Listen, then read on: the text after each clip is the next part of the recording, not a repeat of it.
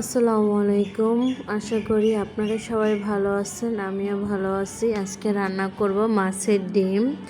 মাছের ডিমগুলো ভালোভাবে ধুয়ে পরিষ্কার করে ফেটে নিয়েছি। এরপর পেঁয়াজ কুচি, রসুন কুচি, কাঁচামরিচ কুচি, মশলা দিয়ে মশলা কষিয়ে ডিমগুলো দিয়ে ডিম কষিয়ে নিলাম।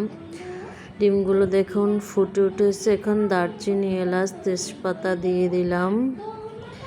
দিয়ে ভালোভাবে নেড়ে চেড়ে সেদ্ধ করে নেব ঢাকনা দিয়ে ঢেকে। এই মাছের ডিমে প্রচুর পরিমাণে ক্যালোরি থাকে এবং খেতেও খুব অসাধারণ লাগে। রান্না শেষে জিরা গুঁড়ো ছিটিয়ে দিয়ে নেড়ে চেড়ে নিয়ে তৈরি হয়ে গেল আজকে আমাদের মাছের ডিম ভুনা। এগুলো রুটি বা পরাটা, গরম ভাতের সাথে খেতে খুব ভালো লাগে। আপনারা এভাবে মাছের ডিম রান্না করে খেয়ে দেখতে পারেন।